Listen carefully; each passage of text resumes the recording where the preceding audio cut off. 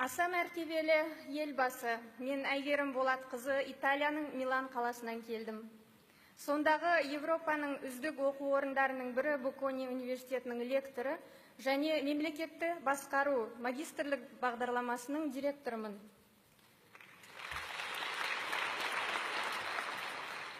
Сіздің үшінші құрылтайда айтқан, шет елдегі әрбір қазақ отаныма не беремін деп ойланатын кез келді деген сөзіңізден кейін мен өз білімімді ата жұртым Қазақстанға жұмсауға шештім.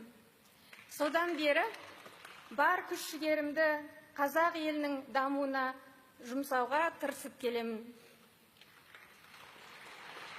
Сингапурдың бірінші премьер-министрі болған Ли Куан Ю сіздің сыйлас досыңыз болғанын білемін. Мен 7 жылдай Сингапур ұлттық университетінің Ли Куан Ю атындағы мемлекеттік саясат мектебінде қызмет істедім. Сол уақытта Сингапур мен Қазақстан арасында білім саласы бойынша бірнеше келісімдер жасауға тікелей қатыстым. Соның нәтижесінде Қазақстанның 150-дей мемлекеттік қызметкерлері, министрлер мен басқа да жоғарғы лауазым иелерінің білімдерін жетілдіруін Астанада және Сингапурда ұйымдастырдым.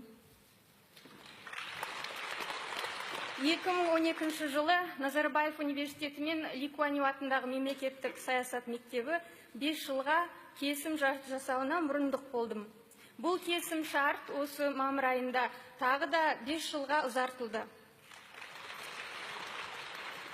Сол келісімнің саясында жоғарғы мемлекеттік саяси мектеп бүгінде мемлекеттік саясат мамандығын, оның қыр-сырын тек қазақ жастарына ғана емес, Орталық Азияның елдерінің жастарына үйретуде. Қазір Италиядағы жұмысымен бірге Ли Куан Ю жоғарғы мектебінің Назарбаев университетіне жауапты кеңесшімін. Мен 2 жыл бұрын Сингапурдан Италияға қоныс аудардым. Онда барысымен өзім жұмыс істейтін Боккони университеті мен Қазақстанның мемлекеттік басқару академиясы арасында тікелей ынтымақтастық орнаттым. Қазір 2 оқу орны тығыз байланыста жұмыс жасауда. Бұл еңбектерімді тарихи отанымның дамуына қосқан кішкентай ғана перзенттік үлесім ретінде қабыл алыңыз. Сіздің жолдауыңыздағы 3 тілде білім беру бағдарламасын мен өзім қолдаймын. Өйткені өзіңіз айтқандай, бұл қазақ жастарын 21 ғасырдың күн сайын өзгеріп жататын талаптарына даярлаудың қамы. Мен Монғолияда тудым, Италия мен Чехия мен Сингапурда білім алдым. Сингапур мен Италияда қазір өмір сүріп жатырмын. Әлемнің 7 тілінде сөйлеймін. Ағам Түркияда, інім Ресейде оқып білім алған, қазір екеуде Қазақстанда қызмет етіп жатыр. Бірақ қайда болсақ та біз қазақы болмысымызды, ата дәстүрі мен ана тілімізді берік сақтап келеміз. Себебі қанымыз қазақ, жанымыз қазақ.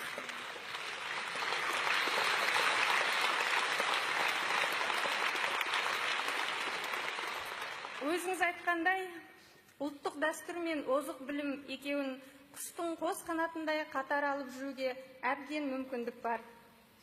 Сөзімнің соңында бір ауыз өтінішім де бар қазақ ағайындарымызға. Шетелдегі қазақ жастары дүниежүзілік стандартқа негізделген Назарбаев университетіне келіп, көбірек білім алса деймін. Әсіресе бүгіндері мемлекеттік саясат мамандығы бойынша білім алған жастар тек Қазақстан ғана емес, Орталық Азияның дамуына үлкен үлес қосары сөзсіз. Бұл өзіңіз биылғы жылғы жолдауыңызда айтқан, еліміздің адами капитал сапасын жақсартуға әсер етері анық.